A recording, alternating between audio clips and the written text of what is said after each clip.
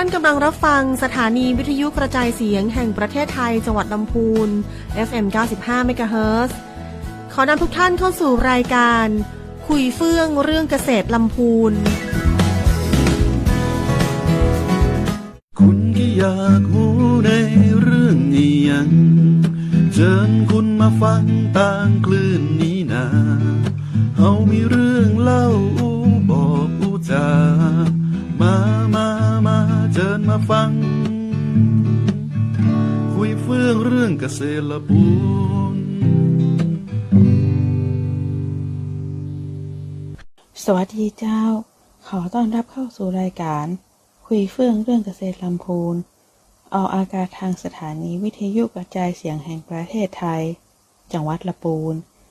FM 95 เมกะเฮิรตซ์ทุกวันเสาร์เวลา 17-18 นาฬิกาวันนี้พบกับเกษตรจอยนางสาวสายสุนีสายวังกิจนักวิชาการส่งเสริมการเกษตรชำนาญการสำนักงานเกษตรอำเภอเมืองลำพูนในหัวข้องานส่งเสริมการเกษตรในตำบลเมืองจี้ซึ่งข้าเจ้าเป็นผู้รับผิดชอบงานในตำบลนี้ที่พ่อแม่พี่น้องฮ้องว่าเกษตรตำบลนั่นเองเจ้าตำบลเมืองจี้อำเภอเมืองลำพูนมีพื้นที่ทั้งหมด 2760 ไร่เป็นพื้นที่การเกษตรจำนวน 7,237 ไร่มีเกษตรกรที่ขึ้นทะเบียนกับสำนักงานเกษตรอำเภอเมืองลำพูนจำนวน 921 ครัวเรือน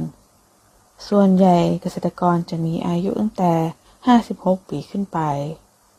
อาชีพหลักก็คือการทำการเกษตรสำหรับพืชเศรษฐกิจที่ปลูกได้แก่ลำไยข้าวโดยลำไยมีพื้นที่ปลูกประมาณ 4,571 ไร่พันธุ์ที่ปลูกส่วนใหญ่จะเป็นพันธุ์อีดอร์ส่วนใหญ่แล้วเป็นลำไยในฤดูซึ่งจะมีการเก็บเกี่ยวอยู่ในช่วงเดือนกรกฎาคมถึงสิงหาคมของทุกปีสำหรับข้าวเกษตรกรจะปลูกข้าวนาปีเป็นหลักมีการทำนาปรังอยู่บ้างเล็กน้อยพื้นที่ปลูกข้าวมีประมาณ 1,600 ไร่พันธุ์ที่ปลูกส่วนใหญ่จะเป็นพันธุ์ข้าวเหนียวสันปะตอง1และพันธุ์กข6ตำบลเมืองจี้มีกลุ่มเกษตรกรและสถาบันเกษตรกรอยู่หลายกลุ่มได้แก่กลุ่มส่งเสริมอาชีพการเกษตรจำนวน1กลุ่มกลุ่มแม่บ้านเกษตรกรจำนวน1กลุ่มกลุ่มยุวเกษตรกรในโรงเรียนจำนวน1กลุ่มกลุ่มวิสาหกิจชุมชนจำนวน7กลุ่มนอกจากนี้แล้วเฮาก็ยังมีการจัดตั้งศูนย์เรียนรู้การเพิ่มประสิทธิภาพการผลิตสินค้าเกษตรหรือที่เรียกว่าสปก.เครือข่ายขึ้นซึ่งสปก.เครือข่ายจะแยกมาจากศูนย์หลักโดยศูนย์สปก.เครือข่ายนี้จะเป็นแหล่งเรียนรู้ด้านการเกษตรจากเกษตรกรที่ประสบความสำเร็จในด้านต่างๆเป็นศูนย์กลางของการบริการและแลกเปลี่ยนข้อมูลข่าวสารด้านการเกษตรโดยจะมีเกษตรกรต้นแบบเป็นผู้บริหารศูนย์ทำงานร่วมกับเจ้าหน้าที่หน่วยงานต่างๆสำหรับตำบลเมืองจี้จะเป็นศูนย์เรียนรู้ด้านเกษตรทฤษฎีใหม่และพืชปลอดภัยตั้งอยู่หมู่ที่12บ้านเชตวันโดยมีพี่ประเทืองดีบุญมีเป็นประธานศูนย์เรียนรู้และในปี 2565 สำนักงานเกษตรอำเภอเมืองลำพูนได้มีการจัดตั้งสปก.เครือข่ายเพิ่มขึ้นมาแห่ง1ศูนย์ในพื้นที่ตำบลเมืองจี้โดยศูนย์เรียนรู้การเพิ่มประสิทธิภาพการผลิตสินค้าเกษตรที่ได้จัดตั้งใหม่นี้จะเป็นศูนย์เรียนรู้ด้านการเกษตรผสมผสานตั้งอยู่ที่สวนธรรมสมบูรณ์หมู่ที่2บ้านกูเศร้าตำบลเมืองจี้โดยมีน้องอังสนาใช้ได้สุขเป็นประธานศูนย์เรียนรู้และเป็นเกษตรกรรุ่นใหม่ของตำบลเมืองจี้ล่าสุด ได้รับการคัดเลือกให้เป็นเกษตรกรดีเด่นอาชีพไร่นาส่วนผสมและได้รับรางวัลชนะเลิศระดับจังหวัดหากท่านไหนสนใจที่จะเรียนรู้เรื่องเกษตรผสมผสานสามารถเข้าไปเรียนรู้ได้ที่ศูนย์สปก.เครือข่ายของเฮาได้นะเจ้าภายในศูนย์จะมีการเรียนรู้ด้านต่างๆได้แก่การทำการเกษตรแบบผสมผสานเกษตรธรรมชาติเกษตรพอเพียงการท่องเที่ยวเชิงเกษตรเกษตรปลอดภัยและการแปรรูปผลผลิตทางการเกษตรซึ่งมีการเชื่อมโยงกันทั้งเกษตรกรผู้ผลิตชุมชนผู้บริโภคและสิ่งแวดล้อมเข้าตัวกันรวมทั้งมีการนำเทคโนโลยีเข้ามาใช้ในส่วนตัวในช่วงต่อไปเราจะมาทำความรู้จักกับศูนย์สปก.เครือข่ายแห่งใหม่ของเรากันนะเจ้าว่าภายในศูนย์มีแหล่งเรียนรู้อย่างพ้องเจ้าแต่ตอนนี้เรามาพักฟังเพลงพ่อๆกันสักครู่แล้วเดี๋ยวกลับมาพบกันใหม่ในช่วงที่ 2เจ้า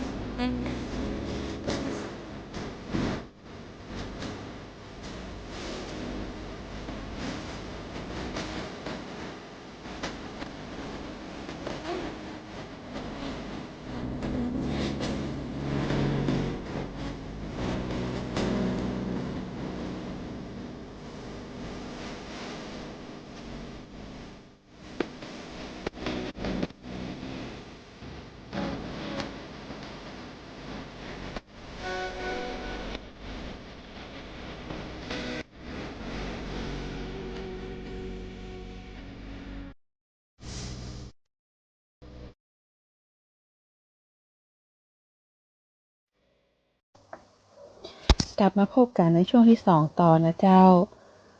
ก่อนที่เราจะมารู้จักกับศูนย์สปก.เครือข่ายของเราจะมาทำความรู้จักกับคำว่าสปก.กันก่อนนะเจ้าเพราะว่าเราจะเรียกศูนย์เรียนรู้การเพิ่มประสิทธิภาพการผลิตสินค้าเกษตรกันสั้นๆว่าสปก.นะเจ้าสปก.ย่อมาจากศูนย์เรียนรู้การเพิ่มประสิทธิภาพการผลิตสินค้าเกษตรเป็นแหล่งเรียนรู้การผลิตสินค้าเกษตรที่เหมาะสมสำหรับชุมชนจากเกษตรกรต้นแบบในพื้นที่ที่ประสบความสำเร็จสปก.เริ่มมาจากนโยบายของรัฐบาลที่ต้องการให้มีศูนย์เรียนรู้ด้านการเกษตรในระดับชุมชนกระทรวงเกษตรและสหกรณ์โดยกรมส่งเสริมการเกษตรจึงได้จัดตั้งศูนย์เรียนรู้การเพิ่มประสิทธิภาพการผลิตสินค้าเกษตรขึ้นอำเภอละ1ศูนย์รวมทั้งหมด882ศูนย์ทั่วประเทศสพก.มีองค์ประกอบหลักที่สำคัญก็คือเกษตรกรต้นแบบเป็นเกษตรกรเจ้าของแปลงเรียนรู้เป็นสมาร์ทฟาร์มเมอร์มีแปลงเรียนรู้เป็นของเกษตรกรต้นแบบที่เราจะใช้สาธิตวิธีการและผลให้กับเกษตรกรในชุมชนได้เรียนรู้หลักสูตรการเรียนรู้เป็นเนื้อหาที่ตอบโจทย์หรือประเด็นปัญหาทางการเกษตรของชุมชนฐานเรียนรู้ก็จะเป็นจุดเรียนรู้ที่สอดคล้องกับหลักสูตรการเรียนรู้เช่นการใช้ปุ๋ยตามค่าวิเคราะห์ดินการผลิตสารชีวพันธุ์โดยมีเป้าหมายสำคัญที่ต้องการให้เกิดขึ้นนั่นก็คือเกษตรกรในชุมชนได้รับการถ่ายทอดความรู้ที่ตรงกับความต้องการ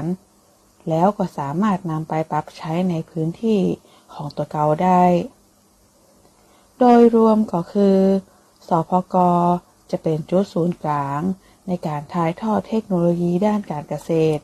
ในทุกๆด้านทั้งด้านการผลิตการบริหารจัดการการตลาดการให้บริการทางการเกษตรและการเผยแพร่ข้อมูลข่าวสารในพื้นที่ให้แก่เกษตรกรโดยในแต่ละศูนย์ก็จะมีข้อดีเหมือนกันทำให้เกษตรกรเองมีทางเลือกว่าจะต้องการเรียนรู้การเกษตรในด้านไหนเกษตรกรสามารถเลือกที่จะเข้าไปเรียนรู้ในสิ่งที่ตัวเองสนใจ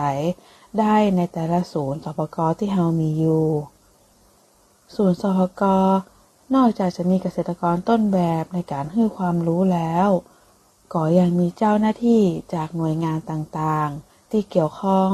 แห่งหลายหน่วยงานที่จะเข้ามาทำงานร่วมกับศูนย์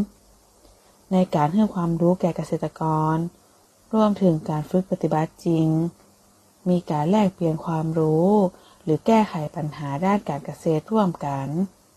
เกษตรกรสามารถนำความรู้ที่ได้ไปใช้ได้จริงช่วยให้เกษตรกร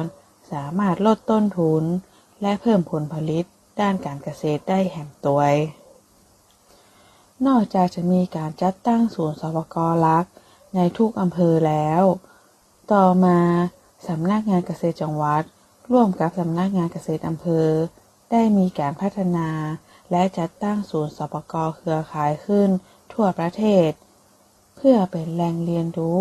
ด้านการเกษตรเฉพาะด้านของชุมชนและช่วยเสริมหนุนการขับเคลื่อนงานของสปก.หลักของแต่ละอำเภอในส่วนของอำเภอเมืองละปูนขณะนี้เรามีสปก.เครือข่ายอยู่ทั้งหมด15ศูนย์เครือข่ายมีอยู่เกือบทุกตำบลสำหรับตำบลเมืองจี้เรามีสปก.เครือข่ายอยู่2ศูนย์นั่นก็คือศูนย์สปก.เครือข่ายด้านเกษตรทฤษฎีใหม่ตั้งอยู่ที่หมู่12บ้านเชตวันและศูนย์สปก.เครือข่ายด้านเกษตรผสมผสานตั้งอยู่ที่หมู่2บ้านกูเศร้าและในวันนี้เกษตรจอยก็จะพาคุณผู้ฟังทุกท่านไปทำความรู้จักกับศูนย์สปก.เครือข่ายด้านเกษตรผสมผสานของเฮากันนะเจ้าแต่ตอนนี้เฮามาพักฟังเพลงพ่อๆกันสักครู่ แล้วเราจะมาพูดคุยกันต่อในช่วงที่ 3 เจ้า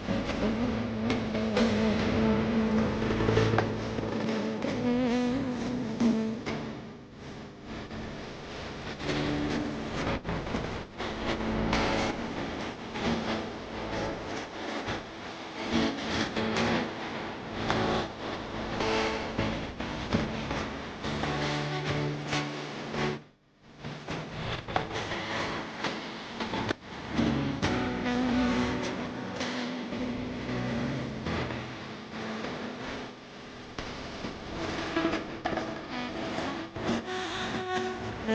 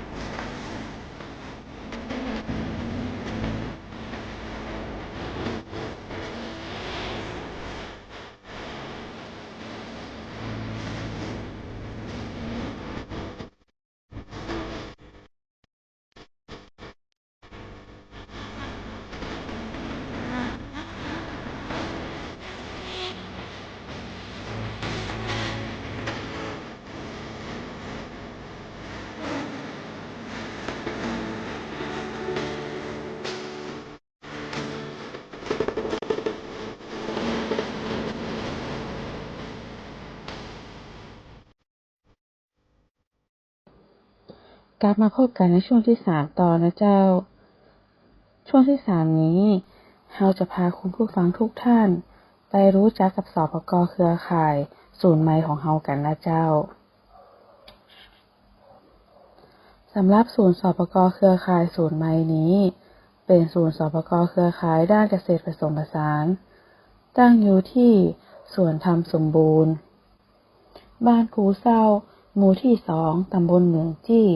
อำเภอเมืองละปูนมีน้องอังสนาชัยได้สุขเป็นประธานศูนย์เรียนรู้น้องอังสนาชัยได้สุขเป็นประธานศูนย์และยังเป็นยังสมาร์ทฟาร์มเมอร์ของตำบลเหมืองจี้แห่งตัวนะเจ้าน้องอังสนาเป็นเกษตรกรรุ่นใหม่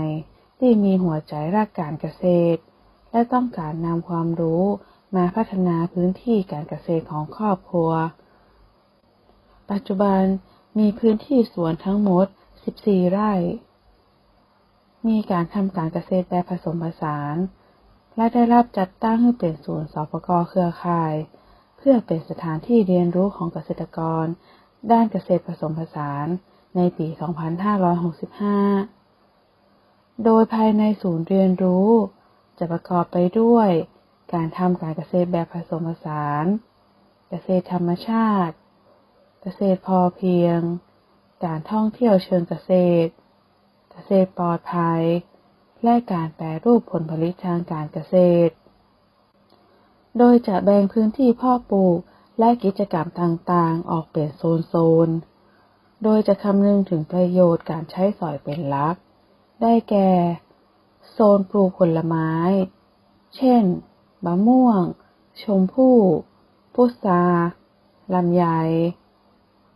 โซนไม้ยืนต้นเช่นมะฮอกกานียางนาซักพะยูงมะค่าสนประดู่และตะเคียนโซนสวนไผ่มะพร้าวโซนปลูกอ้อยและปลูกข้าวโซนเลี้ยงปลาโซนเลี้ยงไก่และโซนกิจกรรมโดยในแต่ละโซนจะมีการบริหารจัดการน้ำโดยการใช้ท่อสปริงเกอร์ขนาดตามความต้องการการใช้น้ำของพืชแต่ละชนิดมีการติดตั้งแอร์แวร์เพื่อช่วยให้ปั๊มน้ำทำงานได้มีประสิทธิภาพมากขึ้นมีการนำเทคโนโลยี Smart IoT Water Station เข้ามาใช้ร่วมกับระบบน้ำแบบแมนนวลเพื่ออำนวยความสะดวกและลดแรงงานในการเดินเปิดปิดน้ำรวมทั้งประหยัดน้ำที่ใช้ในการรดน้ำต้นไม้ตัว โดยได้รับการสนับสนุนความรู้และอุปกรณ์จากโครงการบัณฑิตพันธุ์ใหม่มหาวิทยาลัยเชียงใหม่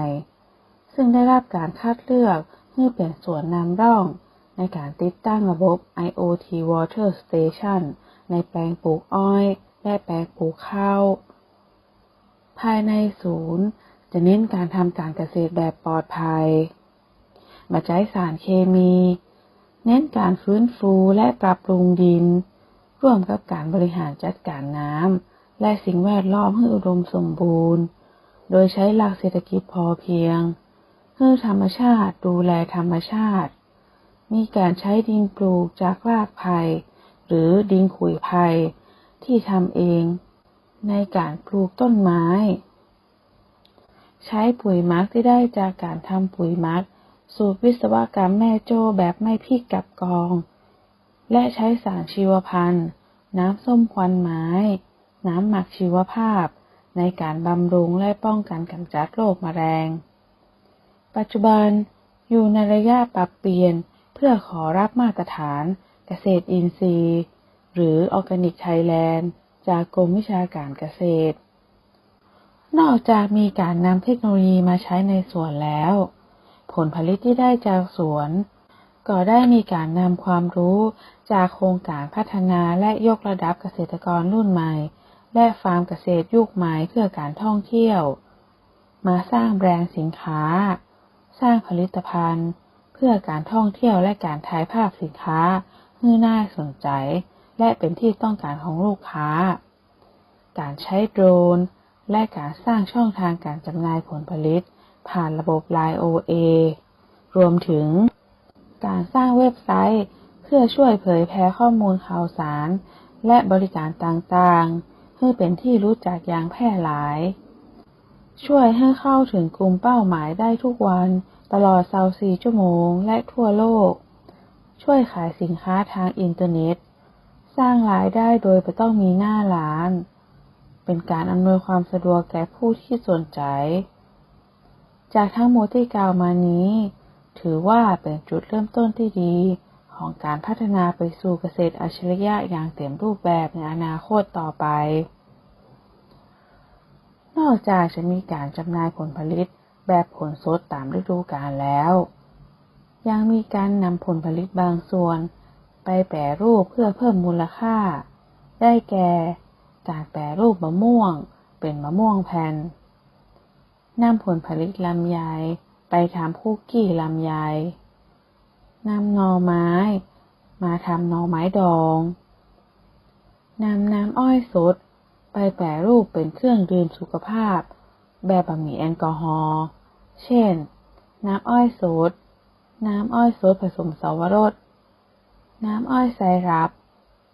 น้ำอ้อยสวรสไซรัปและในอนาคตก็จะพัฒนาเป็นน้ำส้มสายชูมัดจากอ้อยออร์แกนิกและยังมีเครื่องดื่มเพื่อความบันเทิงแบบมีแอลกอฮอล์ซึ่งแปรรูปมาจากอ้อยที่ปลูกได้แก่ไวน์จากอ้อยสวรสและสุราการชุมชนที่ผลิตจากอ้อยคั้นน้ำภายใต้แบรนด์โอโซซึ่งจำหน่ายทั้งแบบขวดและแบบบ็อกเซตปัจจุบัน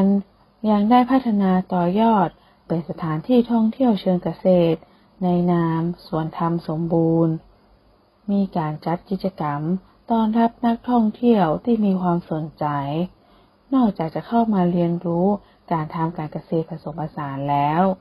ยังมีกิจกรรมอื่นๆเพื่อผู้ที่เยี่ยมชมได้ทำกิจกรรมอีกมากมายเช่นการปอกอ้อยการหีบอ้อยนักท่องเที่ยวจะได้ทานน้ำอ้อยสดๆที่คั้นจากฝีมือตัวเองโดยนะเจ้าท้ายนี้หากเกษตรกรหรือผู้ที่สนใจที่จะเข้ามาเรียนรู้หรือศึกษาดูงานในศูนย์สปก.เครือข่ายตำบลเมืองจี้หรือว่าต้องการซื้อผลผลิตหรือผลิตภัณฑ์ที่ได้จากสวนสามารถติดต่อประธานศูนย์เรียนรู้การเพิ่มประสิทธิภาพการผลิตสินค้าเกษตรน้องอัญชนาใช้ได้สุขเบอร์โทรศัพท์092 468 6502 หรือเข้าไปดูกิจกรรมต่างๆของทางสวนได้ที่เพจ Facebook สวนธรรมสมบูรณ์เจ้าสำหรับวันนี้เราก็ได้รับข้อมูลงานเกษตรในตำบลเมืองจี้อำเภอเมืองลำพูนไปกันแล้วนะเจ้าหากสนใจหรือมีข้อมูลสอบถามเพิ่มเติมสามารถติดต่อได้ที่สำนักงานเกษตรอำเภอใกล้บ้านท่านหรือสอบถามได้ที่สำนักงานเกษตรอำเภอเมืองลำพูนเบอร์โทรศัพท์053-510-342วันนี้เกษตรจอยขอลาเพียงเท่านี้พบกับรายการคุยเฟื่องเรื่องเกษตรลำพูนเสาร์หน้าเวลาดี 17-18 นาฬิกาทาง FM 95 เมกะเฮิรตซ์สวัสดีเจ้า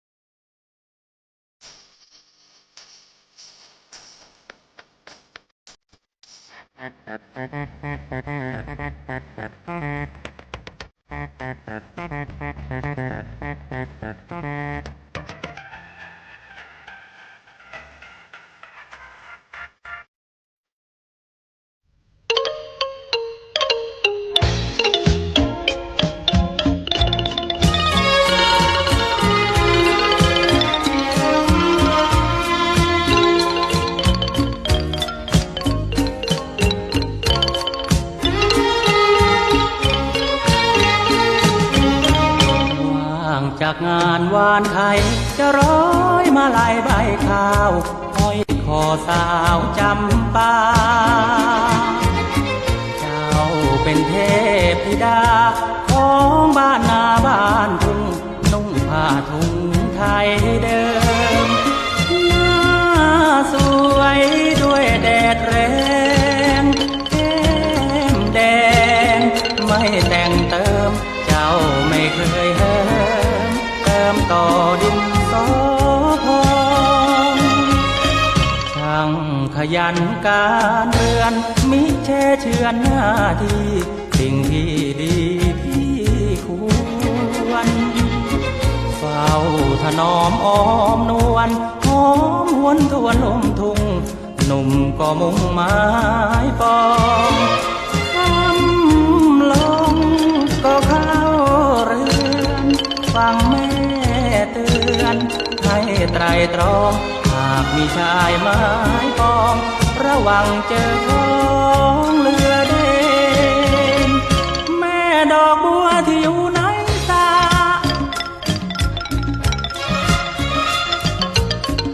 จะบานคอยพระหรือบานคอยเนรถ้าบานคอย อยพี่ไว้พรุ่งนี้ตอนเพลคอยได้ไหมคนดีพ่อเคยพูดหลายทีคิดจะมีแม่บ้านเชื่อโบราณที่เลหากเลือกงัวดูหางแม้เลือกนางดูแม่นั่นแหละแน่เข้าทีบ้านเรือนสะอาดตาพูดจาสนอดีตำน้ำพริกทุกทีเสียงตำทีจนทุ่งสะเทือน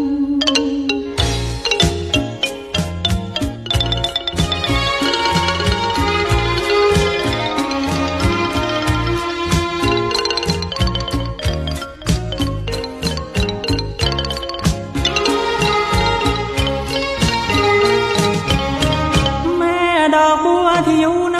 ตา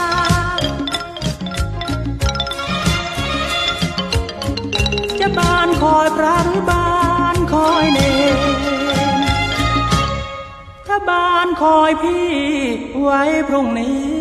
ตอนเพลขอได้ไหมคนดีพ่อเคยพูดหลายทีจะมีแม่บ้านเชื่อโบราณพี่หากเลือกงัวดูหางแม้เลือกนางดูแม่นั่นแหละแน่เข้าทีบ้านเรือนสะอาดตาพูดจาสนอดีตำน้ำพริกทุกทีเสียงตำที